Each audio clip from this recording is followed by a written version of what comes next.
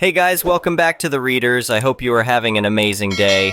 Let's get right into the stories. The first one is a pro-revenge story. When I was in college around 2018, I worked for my university as a resident advisor in one of the newer dorm buildings. It was a student position that provided free housing in exchange for managing a floor in student housing.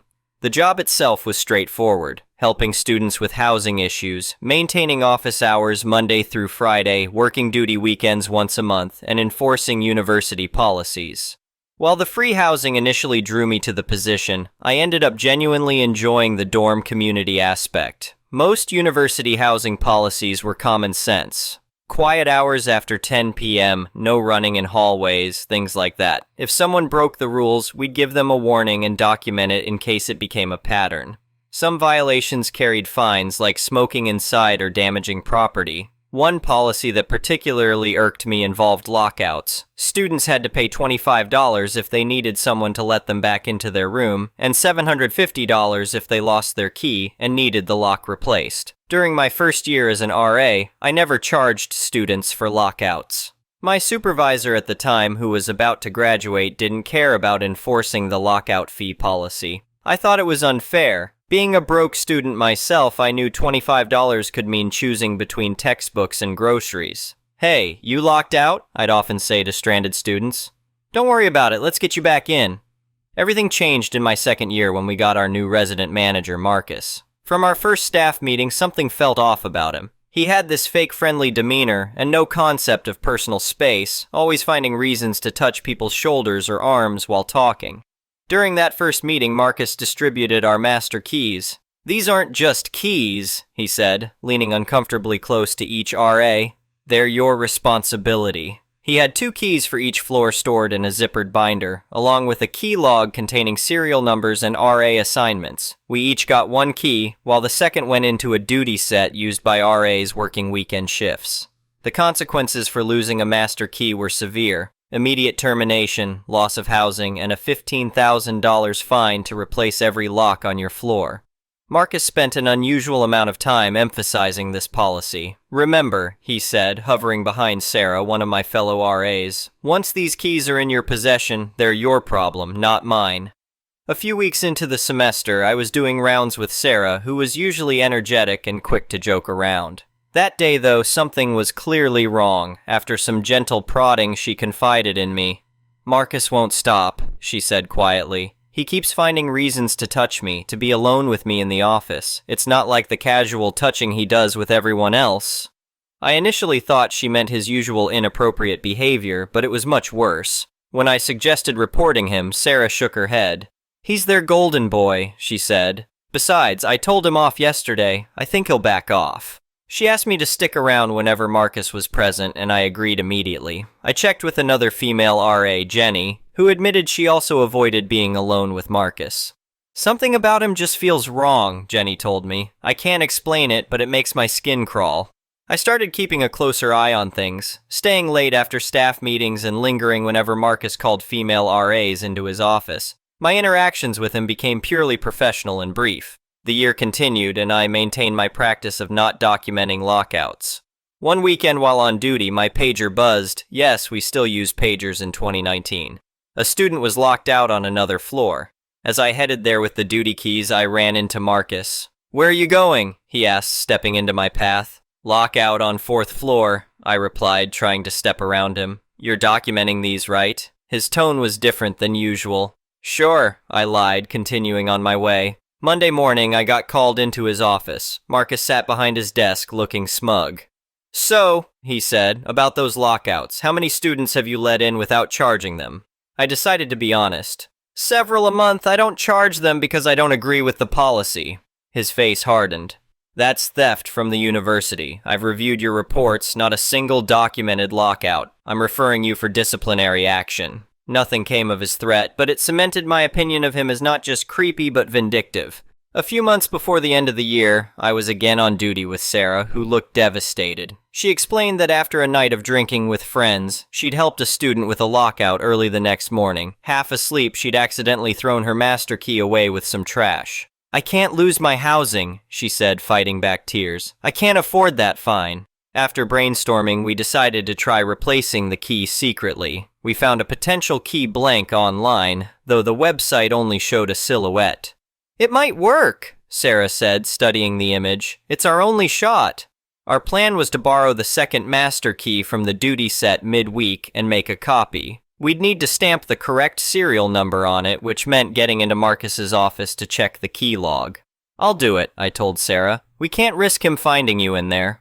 One night during my duty shift, I slipped into Marcus's office, leaving the door slightly ajar. Halfway through searching for the binder, I heard footsteps. "What are you doing in here?" Marcus demanded from the doorway. Jim's friendly demeanor changed instantly. "Look, I spent good money on that shed. I'm not taking it down. Nobody's using that land anyway. What's the big deal?" "The big deal is that you built a structure on property that doesn't belong to you without permission. That's illegal. Remove it within the next 7 days, or I'll be taking legal action." My heart raced as I delivered my prepared excuse. "My laptop's dead, and I need to file an incident report." He seemed to accept this and left. I quickly found the binder, noted Sarah's key number, and filed a fake report to cover my tracks. When our key blank arrived, it matched perfectly except for one detail. It had a visible brand name stamped on it. We were devastated, but decided to make a copy anyway for emergencies. Sarah took the second master key midweek to make the copy. As we examined the keys later, we made an incredible discovery. The serial numbers matched. "He gave me his copy," Sarah said in disbelief. "Remember how he kept emphasizing we were responsible for the keys?" We waited 2 weeks, then orchestrated a test. A student pretended to be locked out while Sarah was away. When the duty RA couldn't open the door, they called Marcus, who also failed. Finally, they called Sarah back to try her key. The missing key triggered a full investigation. They searched the entire building and interviewed every RA multiple times. When Sarah produced her correct master key, suspicion shifted away from her. The floor was re-cored at significant expense. During our final staff meeting about the incident, Marcus got chewed out for failing to maintain proper key logs. "As the person responsible for these keys," our department head said, "your negligence led to this situation." Though they didn't fire him, Marcus received a substantial fine. He was transferred to another building the following year, and I later heard he was finally fired after similar incidents with another female RA. The next one is an entitled people's story. I inherited a plot of land from my grandfather about 5 years ago. It's a decent-sized empty lot in a suburban area, about half an acre, that sits between 2 developed properties. My grandfather had bought it as an investment in the 1970s, but never built on it. I've been holding on to it while property values in the area increase, planning to either build or sell when the time is right. I live about an hour away from the plot, so I only check on it every couple of months to make sure everything's okay and to keep the grass cut. Last September, I drove out for my regular maintenance visit and couldn't believe what I saw. There was a large wooden shed, probably 12 by 16 feet, sitting right in the middle of my property. I immediately pulled out my phone and started taking pictures. The shed looked new, professionally built, with windows and everything. There was even a small gravel path leading to it from my neighbor's backyard. I was absolutely livid. I marched over to the house on the right side of my plot and knocked on the door. A man in his 40s answered. "Hi, I'm John Stevens, the owner of the empty lot next door. Did you build that shed on my property?"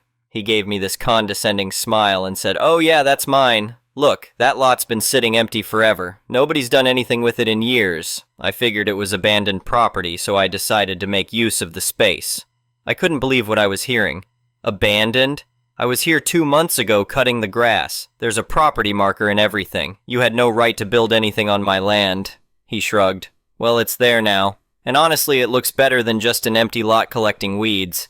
I'm Jim Davidson, by the way. Why don't we work something out? I could pay you a small monthly fee to rent the space." "No," I said firmly. "I want it removed. Immediately." Jim's friendly demeanor changed instantly. "Look, I spent good money on that shed. I'm not taking it down. Nobody's using that land anyway. What's the big deal?" "The big deal is that you built a structure on property that doesn't belong to you without permission. That's illegal. Remove it within the next 7 days or I'll be taking legal action." He laughed in my face. "Good luck with that. You can't prove when it was built. For all anyone knows, that shed's been there for years. It's not worth your time or money to fight this." I pulled out my phone and showed him the photos of my empty lot from my last visit 2 months ago. Actually, I can prove exactly when it wasn't there, and I have documentation of regular maintenance visits. Remove the shed, or I'll see you in court. Jim slammed the door in my face. I immediately called my lawyer, Mark Thompson, who specializes in property law. After explaining the situation and sending him my photos, he agreed to take on the case. The next day, Mark sent Jim a certified letter demanding the shed's removal within 7 days. Jim didn't respond, so we filed a lawsuit for illegal trespassing, unauthorized construction on private property, and demanding immediate removal of the structure plus damages. What followed was one of the most frustrating experiences of my life. Jim hired his own lawyer who tried to claim adverse possession, arguing that the property had been abandoned. This was ridiculous since I had clear documentation of regular maintenance and tax payments. They also tried to argue that removing the shed would cause their client undue hardship since he had invested money in its construction. During discovery, we found out something interesting. Jim had never even pulled a permit for the shed. The township required permits for any structure over 100 square feet, and his shed was well over that limit. I contacted the township's zoning department and filed a complaint. They sent out an inspector who cited Jim for building without a permit. The court proceedings dragged on for 3 months. During a deposition, Jim finally admitted that he had built the shed just 6 months ago, knowing full well the property wasn't his. He had actually seen me maintaining the lot several times, but figured he could get away with it since I wasn't there often. His lawyer tried to negotiate a settlement where Jim would pay me rent for the shed space, but I refused. I wanted it gone. Period. Finally, the judge ruled in my favor, ordering Jim to remove the shed within 30 days and pay me $15,000 in damages plus legal fees. But Jim wasn't done being difficult. He waited until day 29 to start dismantling the shed and did it in the most destructive way possible, leaving debris and damage to the ground underneath. I documented everything with photos and videos. I went back to court and showed the judge how Jim had deliberately damaged my property during the removal. The judge was not amused and ordered Jim to pay an additional $5,000 for the cleanup and ground restoration. The best part? During all of this, Jim's wife had apparently been horrified by his behavior. One day she came to my house to apologize. I tried to tell him this was a stupid idea, she said. He's always pulling stunts like this, thinking rules don't apply to him. I'm so sorry for all the trouble he's caused. She then revealed that Jim had spent over $8,000 building the shed, hired a lawyer for $10,000, and now had to pay me $20,000 in damages plus his own legal fees. All because he thought he could just take what he wanted. He's been impossible to live with since this started, she continued. He's furious about losing all that money, but I told him it's his own fault. Maybe this will finally teach him a lesson about respecting other people's property. After everything was cleaned up, I installed security cameras on poles at each corner of my lot connected to a solar power system. I also put up no trespassing signs and a fence. It cost me about $5,000, but it was worth it for the peace of mind. The whole ordeal ended up being a blessing in disguise. The publicity from the case attracted the attention of a developer who had been looking for land in the area. They made me an offer that was well above market value, wanting to build a small professional office building. I sold the lot for nearly double what it had been worth before all this happened. I later heard through mutual neighbors that Jim's wife filed for divorce, citing this incident as the last straw in a pattern of poor decisions and controlling behavior. Apparently, he had done similar things before, like building a deck that encroached on another neighbor's property and refusing to remove it until threatened with legal action. The last time I drove by the old lot, construction had started on the office building. Jim's house was up for sale, part of the divorce settlement. Sometimes I wonder if he looks out his window at all the construction activity and regrets his arrogant decision to build that shed. The whole experience taught me several valuable lessons. Document everything, stand your ground when you're in the right, and never underestimate the audacity of entitled people who think rules don't apply to them. Update 6 months later. I thought the story was over, but there have been some interesting developments I wanted to share. About 2 months ago, I received an unexpected email from Jim's ex-wife, Sarah. She wanted to let me know that my case had actually helped her win full custody of their kids in the divorce. Apparently, Jim had a history of similar behavior that she was able to document for the court. He had boundary issues with neighbors, often ignored rules and regulations, and taught their children that it was okay to take what you want if you think you can get away with it. The judge in their divorce case actually cited our shed incident as evidence of Jim's poor judgment and lack of respect for others' rights. But here's where it gets really interesting. Jim's lawyer fees from our case, combined with the damages he had to pay me, put him in a difficult financial position. During the divorce proceedings, it came out that he had taken out a second mortgage on their house without Sarah's knowledge to pay for everything. This violated their prenuptial agreement and resulted in him having to sell his successful contracting business to pay off debts. Sarah wrote, "I wanted you to know that standing up to Jim didn't just protect your property rights, it helped expose a pattern of behavior that needed to be addressed. Our kids are now learning about respect for others' property and the importance of following rules, instead of watching their father ignore them." The office building on my former lot is almost complete now. The developer told me they're fully leased, mainly to medical practices and professional services. They're even naming it Stevens Professional Center after me, since my case has become somewhat well known in local real estate circles as a cautionary tale about property rights. Jim's house sold quickly, but for less than market value because he had to disclose the boundary dispute history. He's moved to another state, and according to Sarah, he's had to take a job working for someone else instead of running his own business. His reputation in the local contracting community was severely damaged when people found out about his illegal building activities. The township has also made changes because of our case. They now require property owners to submit proof of ownership and survey documentation before approving any building permits, even for small structures like sheds. They've also increased fines for building without permits. I've been asked to speak at a local real estate investors meeting about my experience and the importance of protecting property rights. It's amazing how one person's entitled attitude led to such far-reaching consequences. The security cameras I installed have come in handy too. They've caught several people trying to dump trash on the lot during construction, and the footage helped police identify and fine them. I've donated those cameras to the new building owners since they're already set up. Looking back, I'm glad I didn't take the easy way out and accept Jim's offer to pay rent for the shed space. Standing up for what's right isn't always easy or cheap, but the long-term consequences of letting people get away with bad behavior are usually worse than the short-term cost of fighting them. Sarah ended her email with something that really stuck with me. Sometimes it takes someone willing to stand their ground to show others that they don't have to tolerate bullies. Thank you for being that person. The next one is a malicious compliances story. A couple of years ago, I was in the Navy and assigned duties on board a ship. At the start of the story, I was an extremely junior service member, lowest rank in my shop.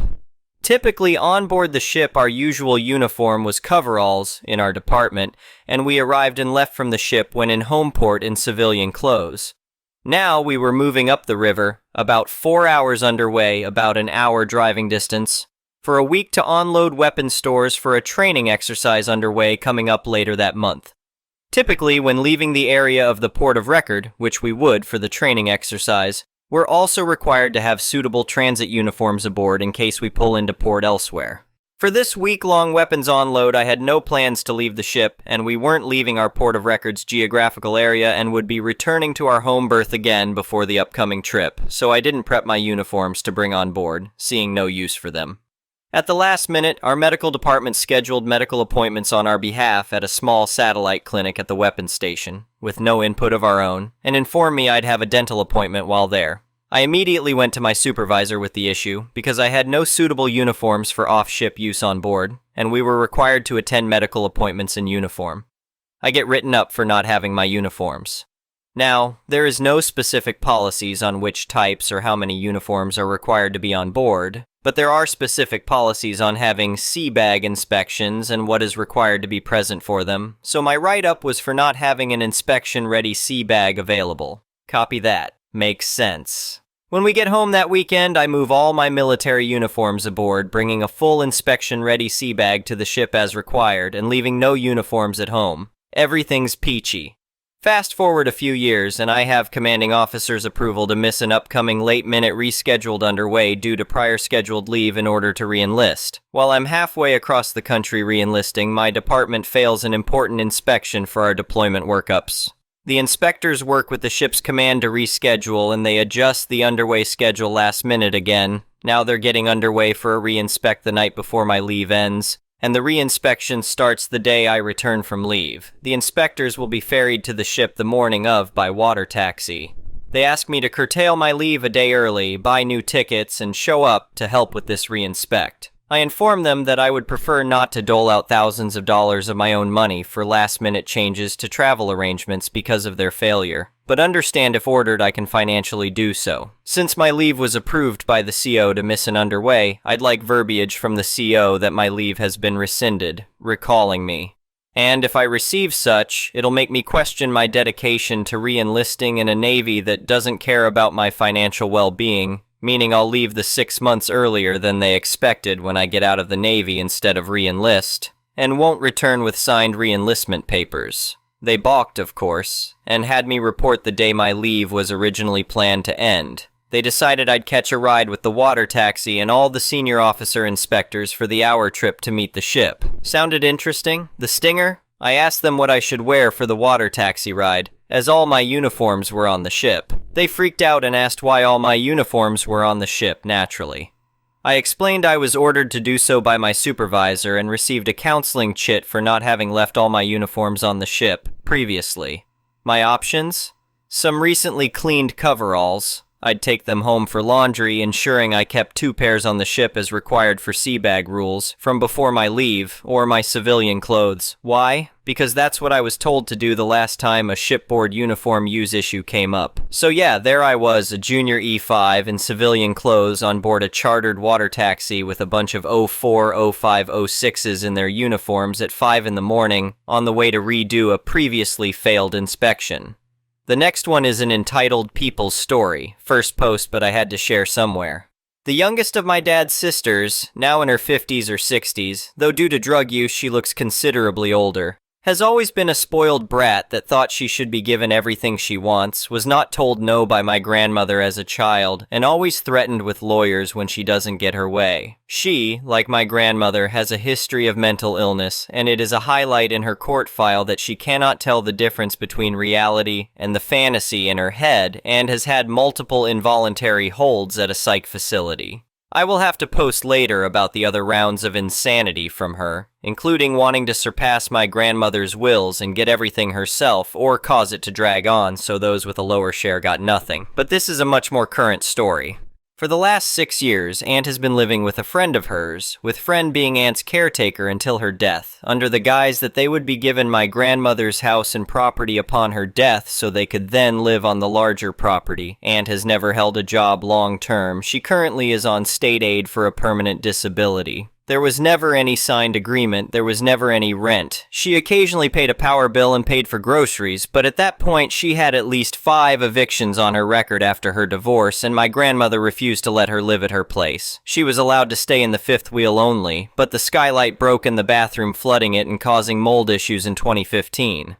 That never panned out as she didn't want to buy out everyone else. However, she walked away with a lot of funds as her, the other surviving sister, and crazy aunt's surviving child, raised by grandparents, split almost of the bank and investment accounts prior to probate. Her friend passed away while Aunt and I were battling in court over grandmother's probate, and Aunt claiming I stole from her.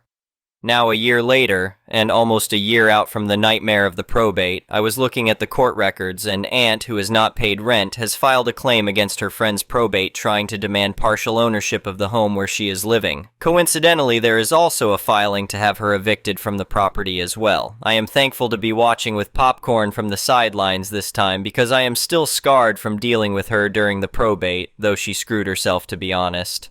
Thank you for watching. I would really appreciate it if you could like the video and subscribe to our channel if you haven't already. We'll see you again tomorrow.